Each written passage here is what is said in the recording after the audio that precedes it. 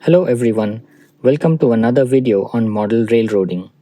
ESU Loksound has a wonderful representation of the Alco 251 V16 prime mover sound that can be used for modeling Indian Railways Alco diesel locomotives. The idling in the ESU sound file consists of sounds that play continuously in a loop.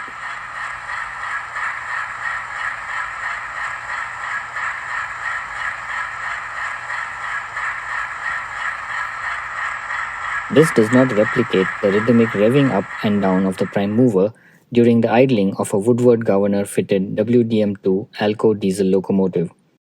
To more prototypically simulate the idling for my HO scale WDM2 model, I created a new sound container that the sound flows into when the locomotive is stationary.